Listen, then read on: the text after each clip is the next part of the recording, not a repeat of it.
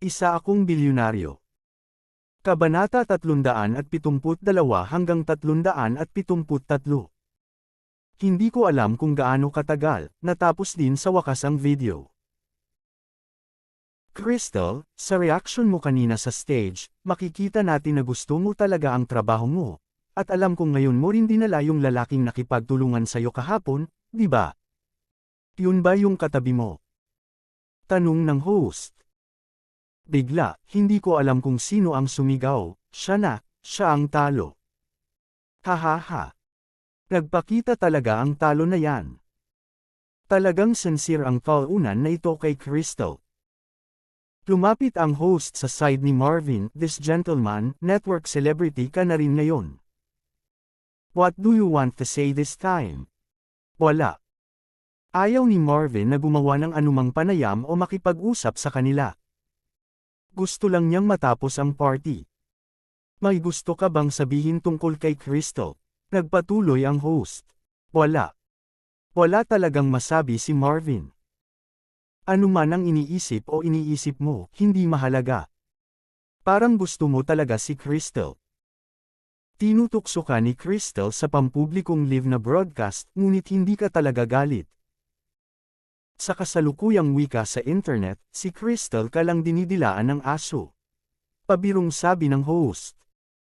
Sa isang iglap, natuwa at naghiyawan ang mga tao sa ilalim ng entablado. Hahaha, dilaan mo yung aso, lumuhad ka at dilaan mo yung isa para makita natin. Tingnan natin ang tunay na lakas ng pagdila ng malaking aso ni Crystal. For a time, tinutuya ng mga tao sa stage si Marvin, maging ang host ay nagpakita rin ng malapit na ngiti at tumingin kay Marvin. As a live broadcast rookie, we can get our own loyal dog so soon. Mukhang malaki ang lakas namin. Sana pagkatapos naming makuha ang award na ito, parami ng parami ang magkakagusto sa iyo, at inaabangan namin ang bago mong nilalaman. Nang matapos ang host ay muli na namang pumalakpak at nagpalakpakan. Makikita na unti-unting tumaas ang kasikatan ni Crystal. Alam ni Marvin kung bakit pinilit siyang isama ni Crystal, ngunit gusto niya lang siyang paalisin. Gusto ko lang gamitin ang sarili ko para bilugan ang mga tagahanga. Nakakaintriga talaga ang live broadcast na ito. Tila lahat ng mga kaganapan ngayon ay idinisenyo ng maaga. Hindi lang sila nasa entablado para makatanggap ng mga parangal, kundi naglalaro rin ng mga video, at napakarami nilang audience dito. Ang layunin ay hayaan ang malaking tao na palakasin muli ang nilalaman ng live na broadcast ni Crystal. Ang mga taong hindi pa nakakita ng live na broadcast ni Crystal ay kilala rin ang Crystal, na para itulak si Crystal sa pampublikong view. Kaysa sa kanilang sariling foil, ang mga taong ito kahit na hindi nais na magbayad ng pansin sa Crystal ay mahirap, ang paraan ay talagang kasuklam-suklam. Pagkatapos ay bamantong hininga si Marvin, hindi banggitin na ang tubig sa bilog na ito ay pinaghalo ng ganito. Walang sumisipsip ng pulbos ng walang dahilan, at walang kasikatan ng walang dahilan. Ang lahat ng ito ay nakaayos at nakaplano para sa mga naglalaro ng live broadcasting. Ang layunin sa likod nito ay hayaan silang mag-swipe ng pera at bigyan ng reward ang anchor. Hindi mahalaga. Ginagawa ng mga taong ito ang anumang gusto nila. Anyway, pumunta sila dito para sa isang layunin. Hanggat sinusundan nila si Crystal sa party, ibibigay sa kanila ni Crystal ang sulat. Kung ano ang sinasabi ng mga taong ito at kung paano pinagtatawanan ng mga tao sa ilalim ng entablado ang kanilang mga sarili. Hindi mahalaga sa mga immortal, dahil hinamak ni Marvin na seryosohin ang mga taong ito. Sino ang totoo o mali sa mundo ng internet? Naniniwala ka ba talaga? Ngayon lang nang dumating sina Marvin at Crystal, isang fan ang dumating sa daan. Sinamantala ni Marvin ang pagkakataong tumingin sa paligid. Maraming tao ang may hawak ng support characters ni so-and-so anchor, pero hindi sila mayaman sa pananamit. Pero ang mga anchor lang na ito ay binibigyan nila ng bahagi ng kanilang mga gastusin sa pamumuhay. Sa pagkakataong ito, may dumating na binata mula sa Super VIP seat. Diretsyong tumakbo ang binata sa Crystal. Nang makita ng mga tao ang binata ay agad na sumunod ang flash, at agad na tumahimik ang audience, lahat ng mata ay nakatuon sa binata. Ang mga kabataan ay tila nasanay na sa ganitong uri ng atensyon, nang walang anumang pakiramdam ng pag-igting, ngunit mas marilag, tulad ng paglalakad sa kanilang sariling tahanan. Nang makita ng host ang mga kabataang papaakyat sa entablado, agad na sumilay ang ngiti sa kanyang mukha. Nang hindi na hinintay na dumating ang mga kabataan, pinaikot-ikot ng host ang kanyang baywang at sinalubong siya ng may papuri. Master Rider. Matapos ang host ay dumating sa panig ng mga kabataan, palaging sinasadya o hindi sinasadyang gustong mapalapit sa mga kabataan, ang tindig ng host ay sadyang galit na damaykit sa mga kabataan. Salubungin natin si Mr. Jacob Rider. Mula nang itatag ang aming live broadcast platform, si Master Rider ay palaging ang taong may pinakamataas na halaga ng recharge sa aming live broadcast platform. Kapag sinabi ito ng host, ang kanyang bibig ay pumutok sa likod ng kanyang ulo. At ang halaga ng recharge ni Mr. Rider ay hindi nalampasan ng sinuman. Ang libro ay nasa aming plataporma din. Kahit papaano ang reward ay lumampas sa 200 milyon. Si Mr. Rider lamang ang maaaring magkaroon ng ganoon kalakas na lakas ng ekonomiya. Sa sandaling lumabas ang mga salita, ang mga manunood ay nagsimulang kumulo. Patuloy na bumuhos ang hiyawan at hiyawan patungo kay Jacob. Si Jacob ay nakatayo sa entablado na may nasisiyahang mukha at nasisiyahan sa pagtugis sa kanya. Paminsan-minsan, itinataas din ni Jacob ang kanyang kamay at kumaway sa mga tao. Ang kilos at ekspresyong ito ay parang isang emperador na nakatayo sa itaas. Pagkatapos ay pumunta si Jacob sa Crystal, hinawakan ang kanyang baba na parang mapaglarong kamay, at dinilaan ang kanyang mga labi gamit ang kanyang dila. Hindi napigilan ng kanyang mga mata ang pagbaril sa dibdib ni Crystal. Hello, Crystal. Ngayon lang ako nakaupo sa stage masyadong malayo para makakita ng malinaw. Paglapit ko, ang ganda pa rin. Sabi ni Jacob na may masamang ngiti. Ah! Jacob, salamat. Salamat, Jacob. Nagulat si Crystal sa biglaang pagbati ni Jacob. Lalong lumakas ang tibok ng puso niya, at hindi alam ng mga mata niya kung saan titingin.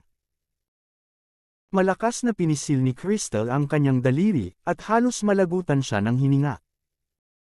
Ngayon lang din pinakilala ng host ang lalaking nasa harapan niya. Nag-recharge siya ng halos 200 milyong tao sa live na platform. Ano ang 200 milyon? Hindi pinangarap ni Crystal ang 200 milyon. Ito ay isang napakayaman na tao. Ngayon ang mayamang lalaking ito ay dumating upang kumuha ng inisyatibo na makipag-usap sa kanya. Umakyat na sa langit ang puso ni Crystal. Kinakabahan siya na nanginginig. Diyos ko, sa unang pagkakataon na dumalo ako sa party, nag-aalala ako sa mga ganoong karakter. Matagumpay ba akong naakit ang atensyon ng mga lokal na maniniil? Magiging big brother ba niya ang lokal na tyrant na ito sa hinaharap? Magbibigay ng mga regalo sa kanyang sarili kapag nagbo-broadcast siya, at bubuo sa kanyang sarili bilang isang frontline anchor ng live broadcasting platform. Ito ay lubos na posible. Kung totoo yan, talagang isang hakbang paakyat sa langit. Ang pagkakataon upang pumunta sa tuktok ng buhay. Kaya sa lalong madaling panahon ay dumating sa kanyang tagiliran. Maaaring muling magkarga ng 200 milyong mga lokal na tyrants, ang kanyang buhay ay nakatagpo ng isang ito, dapat nating samantalahin ang pagkakataong ito. Sa oras na ito, biglang kumaway si Jacob kay Crystal, Beauty, halika rito, gusto kong katabi si Beauty. Ito ay isa pang malaking sorpresa para kay Crystal. Bahagyang nagulat si Crystal. Hindi siya makapaniwala sa narinig niya. Matapos matigilan ng 1 o 2 segundo, nahihiya siyang naglakad papunta sa gilid ni Jacob. Sa ilalim ng entablado, maraming hiyawan at maraming ingay ang naghalo. Lalong ipinagmamalaki ni Jacob sa oras na ito. Dumating agad ang babae pagkatawag niya. May mukha talaga siya. Ikaw ba ang malaking cute na asong dumidila? Tiningnan ni Jacob si Marvin ng masama, paano? Gusto mo ba ang magandang anchor na ito? Sinasabi ko sa'yo, mas mabuting iligtas mo, ikaw na lang. Hindi yun bagay. Maaari bang maging maayos ang mga tulad mo kapag tumabi sila sa isang magandang babae? Hindi ka pansin-pansin ang larawang ito. Tatanungin kita, Crystal, nakakahiya bang tumabi sa'yo ang ganyang asong dumidila? Sabi mo. Ngayon, sasabihin mo sa lahat ng malakas kung sa tingin mo ay nakakahiya. Sa totoo lang, talagang hinahamak ni Crystal si Marvin. Hindi lang ang mga tao sa studio ang nag-iisip na si Marvin ay isang talunan, ngunit si Crystal ay nag-iisip din na si Marvin ay isang talunan. Noong ako ay nasa unibersidad, alam nating lahat kung anong klaseng tao si Marvin. Siya ay mahirap sa pananamit. Saglit na hindi alam ni Crystal ang sasabihin. Pagkatapos tingnan si Marvin, tumingin ulit siya kay Jacob at tumango. Nakakahiya. Hahaha. Big Crystal, magsalita ka, walang makakarinig sa iyo na nakangiting sabi ni Jacob. Sayang naman. Pababa talaga ng presyo. Sabi ulit ni Crystal. Nagtawanan ang audience. Itinuro ni Jacob si Marvin at sinabing, naririnig mo ba ako, talunan? Ang ibang mga dilag ay hindi nawawala sa iyo. Ngayon, ipapakita ko sa iyo kung ano ang isang hari na kumukuha ng mga babae. Dahil doon, nagkusa si Jacob na ikiling ang kanyang katawan, inilapit ang kanyang ulo sa Crystal, tinuro ang kanyang mukha, mahal, halik. Agad na naunawaan ng malaking tao na si Jacob ay dumating sa entablado upang maging isang malaking usbong.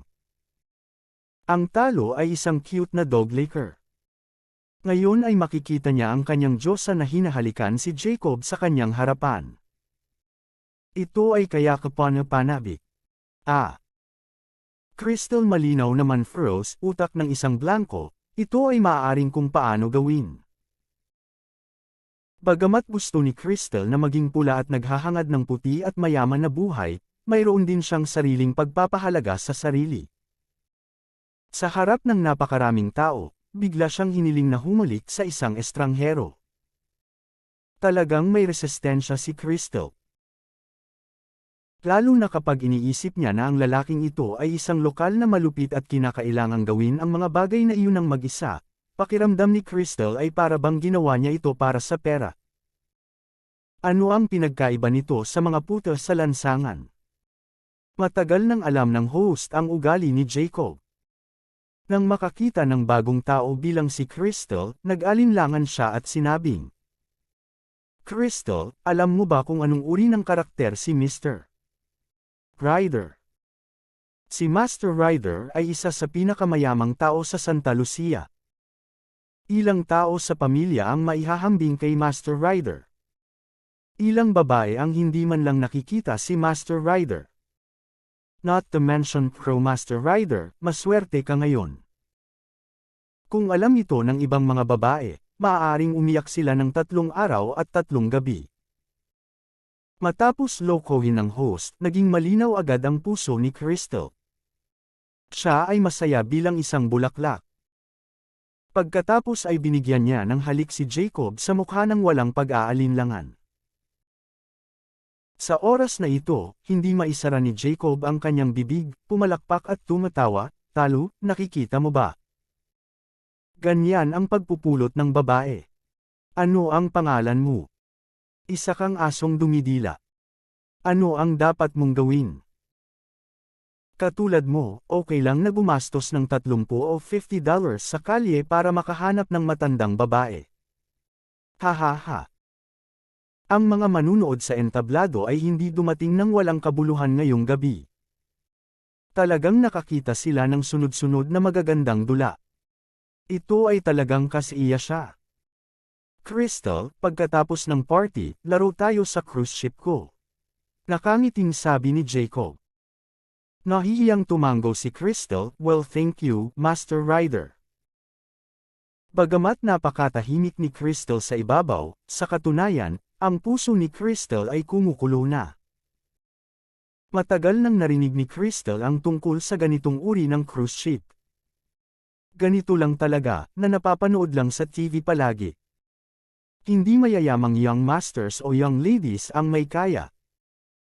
Ngunit ngayon, maaari ring umupo si Crystal sa cruise ship ng hayagan at makatarungan. Paanong hindi masasabik si Crystal kung sa wakas ay matutupad na ang kanyang pangarap ng maraming taon? Ngunit kailangan mong dalhin ang talunan sa iyo. Pagtatawanan ko siya at titingnan kung maaari akong magpa-cute on demand. Dahil doon, hindi napigilan ni Jacob na lumapit kay Crystal at dumaikit sa kanyang mukha. Tumindig ang balahibo ni Crystal sa isang iglap, at namula ang kanyang mukha hanggang sa ugat ng kanyang leeg. Parang apoy, mahinang sumagot siya. Mabuti. Sa oras na ito, saan maaaring pangalaga?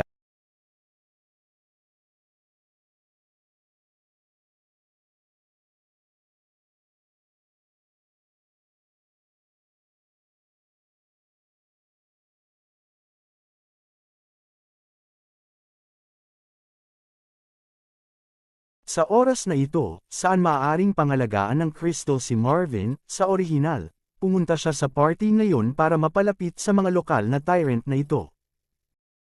Ano ang kinalaman ni Marvin sa kanya? Anyway, nasa tabi niya si Marvin. Kung magagamit mo ito, magagamit mo ito. Nagsalita na si Master Ryder. Siyempre, kailangan mong sumang-ayon. Nang marinig ni Marvin na sinabi ni Jacob na gusto niyang maglaro sa cruise ship, medyo nalungkot siya. Ang kanyang lola, isang party ay hindi sapat, ngayon ay nais na pumunta sa cruise ship upang maglaro. Ang batang ito ay husky reincarnation sa kanyang huling buhay. Bakit hindi ito matigil? Ayaw ni Marvin na sumakay sa cruise ship. Originally, natapos ang isang party. Ngayon ay nasa cruise ship siya. Hindi ba pag-aaksaya ng oras iyon?